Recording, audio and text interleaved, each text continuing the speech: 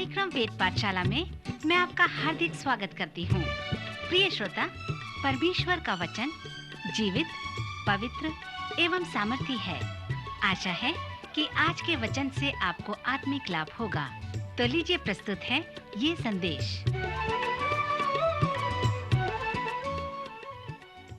प्रिय श्रोता मित्र, वेद पाठशाला की अगली कक्षा में आपका स्वागत है। मुझे बड़ी प्रसन्नता है कि आपने पवित्र शास्त्र के अध्ययन के लिए इस कक्षा का चुनाव किया है।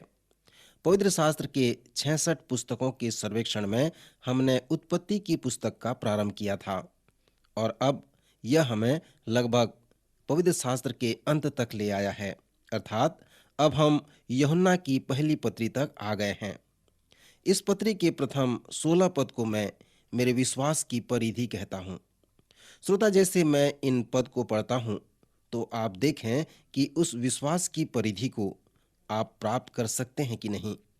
यहाँ इस प्रकार लिखा है, उस जीवन के वचन के विषय में जो आदि से था, जिसे हमने सुना और जिसे अपनी आंखों से देखा, वरन जिसे हमने ध्यान से देखा और हाथों से छुआ, यह जीवन प्रकट हुआ और हमने उसे देखा और उसकी गवाही देते हैं और तुम्हें उस अनंत जीवन का समाचार देते हैं जो पिता के साथ था और हम पर प्रकट हुआ। जो कुछ हमने देखा और सुना है उसका समाचार तुम्हें भी देते हैं, इसलिए कि तुम भी हमारे साथ सहभागी हो और हमारी यह सहभागिता पिता के साथ और उसके पुत्र यीशु मसीह के साथ है। और ये बातें हमें इसलिए लिखते हैं कि हमारा आनंद पूरा हो जाए। जो समाचार हमने उससे सुना और तुम्हें सुनाते हैं वह यह है कि हमारे परमेश्वर जो ज्योति में है और उसमें कुछ भी अंधकार नहीं। यदि हम कहें कि उसके साथ हमारी सहभागिता है और फिर अंधकार में चलें तो हम झूठे हैं और सत्य पर नहीं चलते। पर यदि जैसा वह ज्योति में है वैसे ही हम भी ज्योति में चलें तो एक दूसरे से सहभागिता रखते हैं और उसके पुत्र यीशु का लहू हमें सब पापों से शुद्ध करता है। और यदि हम कहें कि हम में कुछ भी पाप नहीं तो अपने आप को धोखा देते हैं और हम में सत्य नहीं। यदि हम अपने पापों को मान लें तो वह हमारे पापों को क्षमा करने और हमें सब अधर्म से शुद्ध करने में विश्वास योग्य और धर्मी है। यदि हम कहें कि हमने पाप नहीं किया तो उसे झूठा ठहराते हैं और उसका वचन हम में नहीं है। हे मेरे बालकों, मैं ये बातें तुम्हें इसलिए लिखता हूँ कि तुम पाप न करो। और यदि कोई पाप करे तो पिता के पास हमारा एक सहायक है, अर्थात धार्मिक यीशु मसीह, और वही हमारे पापों का प्रायश्चित है, और केवल हमारे ही नहीं वरन सारे जगत के पापों का भी। यदि हम उसकी आज्ञाओं को मानेंगे तो इससे हम जान लेंगे कि हम उसे जान गए हैं। जो कोई यह कहता है कि मैं उसे जान गया हूं और उसकी आज्ञाओं को नहीं मानता, वह झूठा है और उसमें सत्य नहीं। पर जो कोई उसके वचन पर चले, उसमें सचमुच परमेश्वर का प्रेम सिद्ध हुआ है। हमें इसी से मालूम होता है कि हम उसमें हैं। जो कोई यह कहना चाहता है कि मैं उसमें बना रहता हूं, उसे चाहिए कि आप भी वैसा ही चले जैसा वह चलता था। श्रोता मित्र, इन पदों में अनेक सच्चाई भरे हुए हैं। ऐसा कहा जाता है कि यदि कोई मनुष्य कुछ नहीं जानता तो वह मूर्ख है। उसके लिए यह बड़े लज्जा की बात है। और यदि कोई मनुष्य कुछ नहीं जानता और वह ये जानता है कि वह कुछ नहीं जानता है तो वह बालक है, उसे सिखाओ।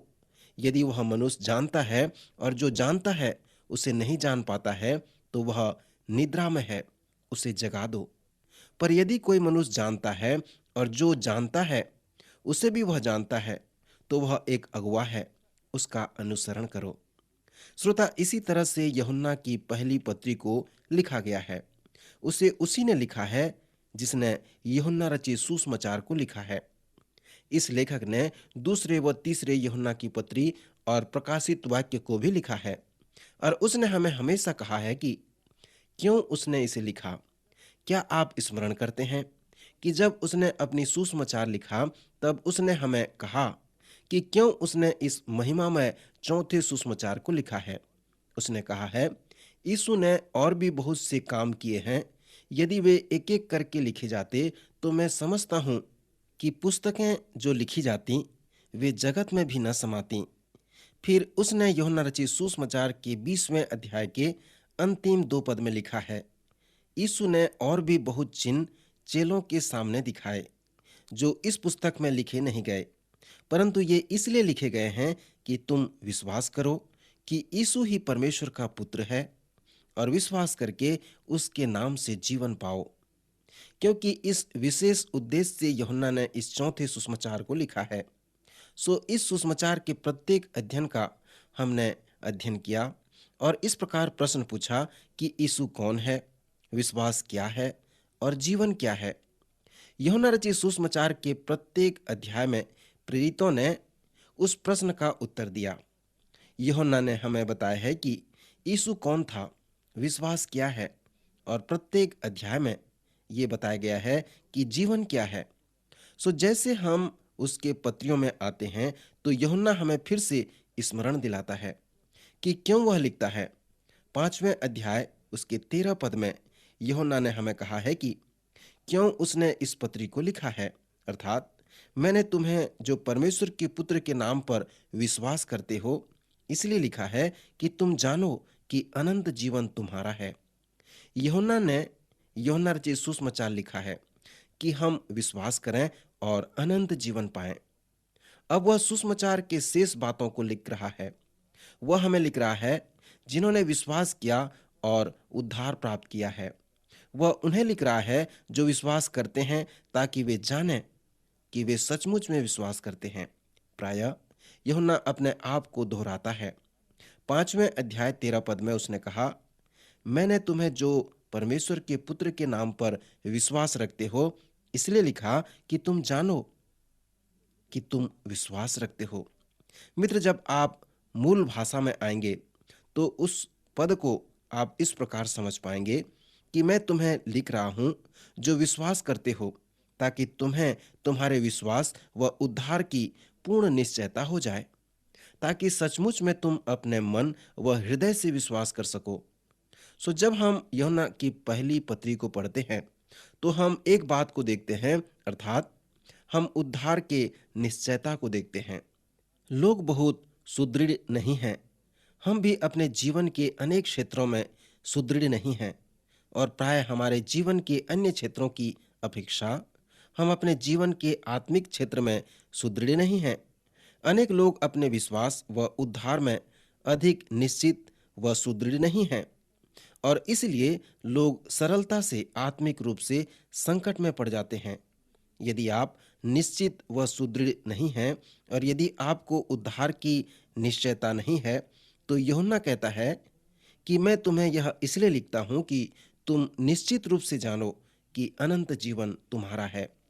जब हमने यूहन्ना रचित सुसमाचार का सर्वेक्षण किया था, जब मैंने उन पदों को बताया था जहां पर यूहन्ना ने आपसे कहा है कि आप कुछ बातों पर प्रतीति करें।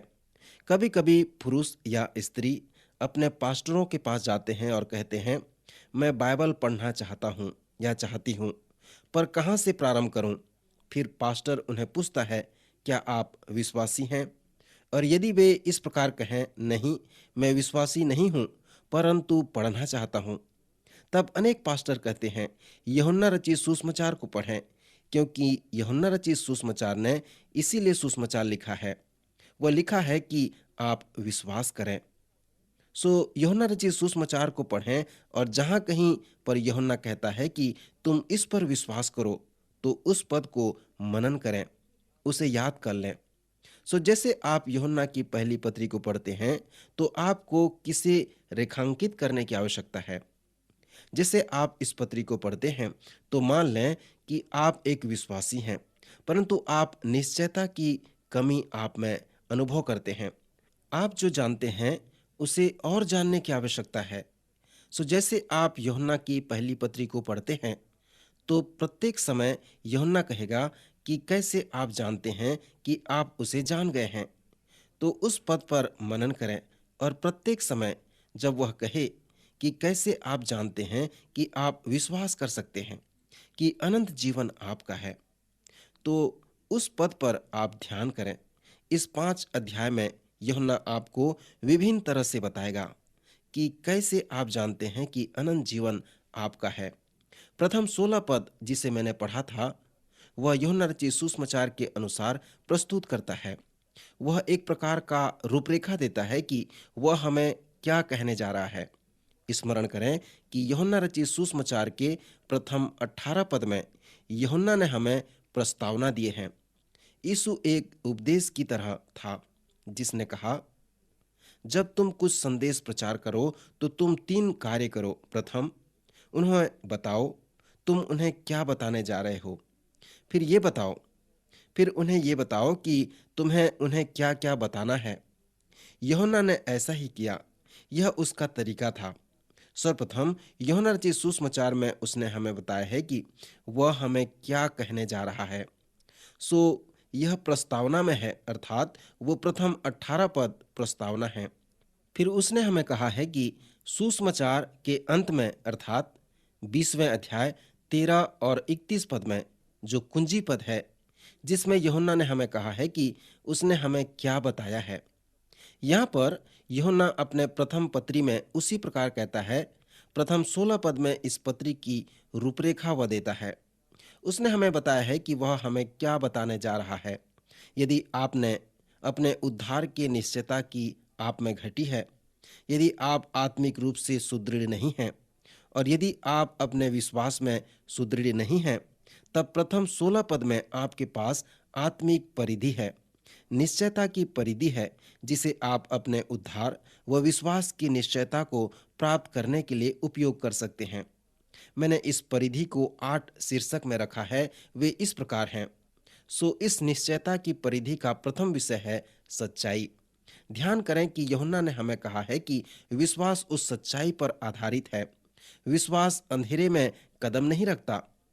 जब आप विश्वास को समझते हैं तो विश्वास प्रकाश में कूदना भी नहीं है, परंतु विश्वास प्रमाण व उसके आधार पर आधारित है। आशा विश्वास पर आधारित नहीं है।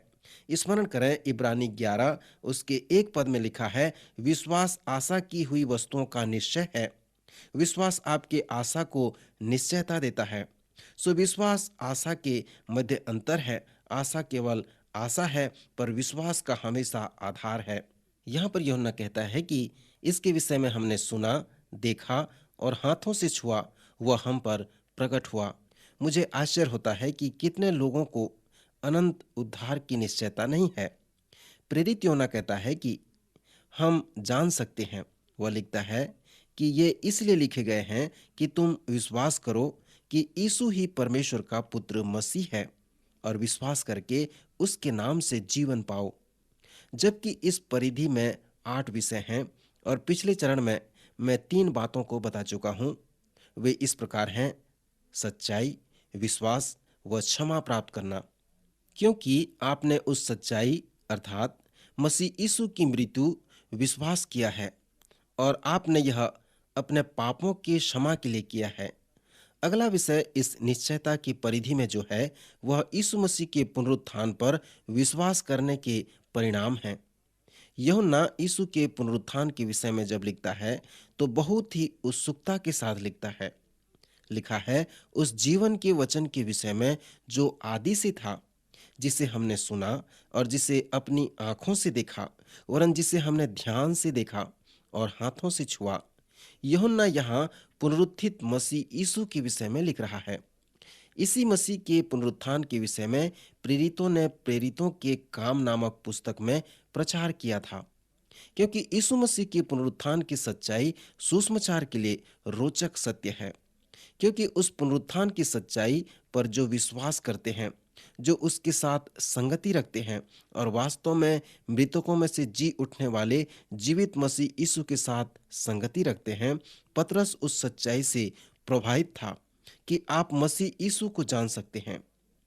पौलुस भी इस सच्चाई से प्रभावित हुआ था, अर्थात मसीह में स्वर्गीय स्थानों में ईश्वरीय उपस्थिति में आप उन आत्मिक आशीषों को प्राप्त कर सकते हैं। प्रेरित यूहन्ना भी मसीह के उस पुनरुत्थान से प्रभावित हुआ था। यद्यपि यीशु मसीह की क्रूस पर मृत्यु एक रोचक सच्चाई है, फिर भी उसने बढ़कर उसके पुनरुत्थान की सच्चाई और भी अधिक रोचक विषय है। यीशु का पुनरुत्थान अर्थात वह मृतकों में से जी उठा, वह जीवित है और वह आज विद्यमान है। आप उसे जान सकते हैं, उसके संग संगति रख सकते हैं। संगति अर्थात उसके साथ सहभागिता रखना। वह आपके साथ है। जिस प्रकार वह पतरस के साथ नाव में उसके साथ था, वह आपके साथ रह सकता है। वह आपके नाव में रह सकता है और उसी आश्चर्य कर्म को आपके लिए कर सकता है। आप कह सकते हैं कि मैं नहीं परंतु वो है और वो मेरे संग है। मैं नहीं कर सकता परंतु वो कर सकता है क्योंकि वो मेरे संग है। सो यह जानना बड़ा रोचक विषय है कि मसीह आप में है, संगति रख सकता है, आप उससे सहभागिता रख सकते हैं। यदि आप किसी के साथ सहभागिता रखते हैं, जैसे व्यवसाय में, तो जो कुछ आपके पास है वह आपका सहभागी का भी है और जो कुछ आपके सहभागी का है वह सब आपका भी है। आप सहभागी हैं, आप उन्हें एक साथ बांट सकते हैं। आप इस पर विचार करें। मसीह के साथ सहभागिता, यह एक रोचक विषय है। यीशु मसीह मेरा सहभागी है या साथी है, अर्थात यह मैं नहीं कर सकता परंतु वो कर सकता है। यह मैं नहीं कर पाया क्योंकि मेरे पास सहभागिता नहीं है, परंतु जब मैं मसीह के साथ सहभागी हो गया तो मैं उसमें होकर ये कार्य कर सकता हूँ। मेरे बराबरी का वो सहभागी है। परंतु ये भी ना भूलें कि जो कुछ भी आपके पास है वह उसका भी है। आप केवल उससे ये नहीं कह सकते कि वह आपके नाव, आपके जीवन, आपकी योजना, आपके कार्य में आए, परंतु आपको उससे कहते हुए यह भी सुनना है कि मैं तुम्हें अपने जीवन, अपनी योजना और अपने कार्य में लेना चाहता हूँ। सो यहाँ पर संगति या सहभागिता दो मार्ग वाले सड़क हैं। ये संगति निश्चयता की परिधि का चौथा विषय है। संगति यीशु मसीह के पुनरुत्थान की सच्चाई पर विश्वास करने का परिणाम है। फिर पांचवा विषय है जहां पर यूहन्ना प्रचार को बंद करने का निर्णय करता है और हमारे व्यक्तिगत जीवन में ये प्रार्थना करना प्रारंभ करता है। यही एक विषय है जिस पर यूहन्ना अन्य विषयों से अधिक इस विषय में वर्णन करता है और वो शब्द है अनुसरण करना या पीछे चलना। इस विषय में वह बार बार लिखता है। जैसे आप निश्चयता के इस छोटे पत्री को पढ़ते हैं, जब आप ये जानना चाहते हैं कि कैसे आप अपने उद्धार के लिए निश्चित हो सकते हैं, यहीं पर वो संदर्भ है जिसे आप जान सकते हैं कि कैसे मसीह के पीछे आप चल सकते हैं। जब लोगों ने यीशु से कहा कि वे उस पर विश्वास करते हैं, तो वह हमेशा कहा करता था, मेरे पीछे हो लो। यदि तुम मेरे पीछे चलोगे तो मैं तुम्हें बनाऊंगा, मैं तुम्हें निश्चित बनाऊंगा, मैं तुम्हें मसीह के जैसा बनाऊंगा और वो सब कुछ बनाऊंगा जिसके लिए तुम बनाए गए हो। यूहन्ना बार बार कहता है, हम जानते हैं क्योंकि हम उसकी आज्ञाओं को मानते हैं और वही करते हैं जिसके लिए हमें आज्ञा दिया गया है। सो इसी प्रकार हम जानते हैं, इसलिए निश्चयता की परिधि में पीछे चलना, अनुसरण करना बहुत महत्वपूर्ण है। अनुसरण करने के बाद इस पत्री के प्रथम 16 पद में कुछ और विषय हैं। उदाहरण के लिए स्वतंत्रता को देखें। यीशु ने हमें स्वतंत्रता के लिए प्रतिज्ञा की है। यूहन्ना रचित सुसमाचार के 8वें अध्याय में यीशु ने कहा, यदि तुम मुझ पर विश्वास करते हो, यह पहली स्थिति है, और मेरे वचन में बने रहोगे और तुम मेरे चेले ठहरोगे। सो यह मसीह के अनुयायियों के लिए दूसरी स्थिति है। यही है जो आप कर सकते हैं, जिसे उसने आपको करने के लिए आज्ञा दिया है। आप प्रशिक्षण पाने वाले विद्यार्थी की तरह हैं कि वह वही कर सकता है जो वह सीख रहा है। यही है शिष्यता। यूहन्ना रचित सुसमाचार के 8वें अध्याय में यीशु ने कहा, विश्वास करना पहली स्थिति है, फिर अनुसरण करना, शिष्य होना दूसरी स्थिति है। फिर वह तीसरे स्थिति का वर्णन करता है। उसने कहा, यदि तुम मेरे वचन में बने रहोगे तो सचमुच मेरे चेले ठहरोगे और सत्य को जानोगे और सत्य तुम्हें स्वतंत्र करेगा। फिर उसने आगे कहा, सो यदि पुत्र तुम्हें स्वतंत्र करेगा तो सचमुच तुम स्वतंत्र हो जाओगे। यीशु यहाँ पर जो सलाह दे रहे हैं वह इस प्रकार है, प्रथम तुम विश्वास करो, फिर तुम मेरा अनुसरण करो, मेरे वचन में बने रहो, तब एक दिन कुछ होगा। भजन का लिखने वाला इस प्रकार वर्णन करता है, हे प्रभु, मैं तुझे उस गुप्त पृष्ठ पर ढूंढूंगा। क्या आप इस प्रकार कभी किए हैं? आप इस पुस्तक में आए, पर एक दिन परमेश्वर के वचन को मानने से आप कुछ अनुभव करेंगे। आप उस स्वतंत्रता का अनुभव करेंगे और आप जेल से बाहर निकलने का अनुभव करेंगे। सो इसी तरह से आप अपने पाप व व्यक्तिगत समस्या से स्वतंत्र हो जाएंगे। 60 वर्ष के पश्चात यूहन्ना यीशु से मिलते हैं। उसने प्रकाशित वाक्य की पुस्तक को इन वचन के साथ यीशु को समर्पित किया है, विश्वास योग्य गवाह अर्थात यीशु, जिसने हमसे प्रेम किया और हमें अपने पापों से धोकर शुद्ध किया और हमें राजा व याजक बनाया। यीशु ने कहा, मेरे पीछे हो लो और मैं तुम्हें बनाऊंगा। 60 वर्ष के बाद यूहन्ना ने कहा, हमने उसका अनुसरण किया और उसने हमें बनाया। दूसरे अनुवादों में हम पढ़ते हैं, उसने हमसे प्रेम किया और हमारे पापों से हमें स्वतंत्र किया है। यूहन्ना अपने पत्री के पहले अध्याय में कहता है कि यदि हम कहें कि हम में कुछ भी पाप नहीं, तो हम अपने आप को धोखा देते हैं और हम में सत्य नहीं है। और यदि हम कहें कि हमने पाप नहीं किया, तो उसे झूठा ठहराते हैं और उसका वचन हम में नहीं है। फिर यूहन्ना कहता है कि ये बातें मैं तुम्हें इसलिए लिखता हूं कि तुम पाप न करो।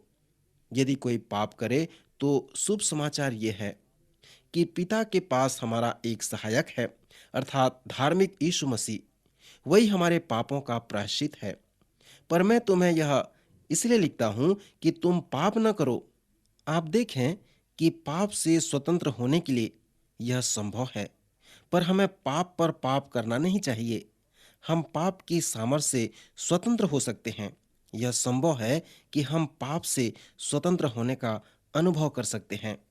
जब यीशु का जन्म हुआ तो उसका नाम यीशु रखा गया, क्योंकि उसे कहा गया है कि वह अपने लोगों को उनके पापों से स्वतंत्र करेगा, उन्हें बचाएगा। यह इतना ही नहीं कि वह अपने लोगों के पापों को क्षमा करे, परंतु वह उन्हें उनके पापों से बचाएगा और उनका उद्धार करेगा। इसका मतलब उसने अपने लोगों के पापों से उन्हें स्वतंत्र किया। सो स्वतंत्रता इस निश्चयता की परिधि का 6वां विषय है। अगला विषय है जिसे हम पूर्णता कह सकते हैं। फिर यूहन्ना हमें कहता है कि क्यों वह लिख रहा है। पहला अध्याय 4 पद में यूहन्ना ने कहा, और ये बातें हम इसलिए लिखते हैं कि हमारा आनंद पूरा हो जाए। अनेक लोग इस पूर्णता का अनुभव नहीं कर पाते। यूहन्ना चाहता है कि हम उसकी पूर्णता का अपने जीवन में अनुभव करें। 8वां विषय मैं उसे फलवंत कहता हूं। यूहन्ना हमें परमेश्वर के प्रेम के पूर्ण रूप से दिखाना चाहता है। दूसरे शब्दों में कहें, वह हमारे मसीही अनुभव में परमेश्वर के कुछ फल को देखना चाहता है। इस अध्याय में मैं हमेशा प्रश्न पूछता हूं कि यह क्या कहता है, इसका क्या अर्थ है और मेरे लिए इसका क्या तात्पर्य है। दूसरे शब्द में यह अवलोकन, प्रतिपादन व प्रयोग करना है। फिर चौथा प्रश्न जिसे आप पूछ सकते हैं कि परमेश्वर के लिए इसका क्या तात्पर्य है। मसीह में हमारे जीवन के अनुभव में इस प्रश्न का अच्छा उत्तर है कि इसमें परमेश्वर के लिए क्या है। जैसे तरसुस के साउल का जीवन बदल गया। उसने कहा, प्रभु तू क्या चाहता है कि मैं तेरे लिए करूं। इसे पवित्र शास्त्र फलवंत होना कहता है। जब हमें यूहन्ना 15वें अध्याय का सर्वेक्षण किया था, मैंने कहा था कि यीशु वो दाखलता है जो डालियों को देख रहा है।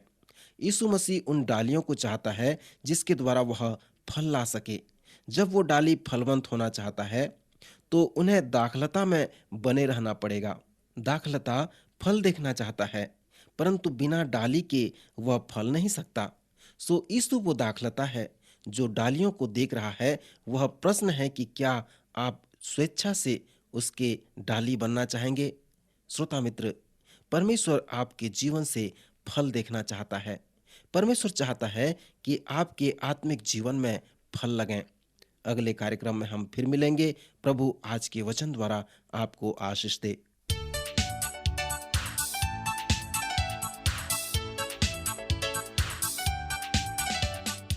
आज का कार्यक्रम सुनने के लिए हम आपको धन्यवाद देते हैं। श्रोताओ, आत्मिक विषय से संबंधित कोई सवाल आपके मन में है तो आप अपने सवालों का जवाब इस पते पर प्राप्त कर सकते हैं। हमारा पता है कार्यक्रम Ved Pathshala, radio Vishwavani, post box number 317, Lucknow 226001, Uttar Pradesh. पता एक बार फिर सुन लीजिए। कार्यक्रम Ved Pathshala, radio Vishwavani, post box number 317, Lucknow 226001, Uttar Pradesh. और हाँ श्रोता, आप हमसे ईमेल के द्वारा भी संपर्क कर सकते हैं।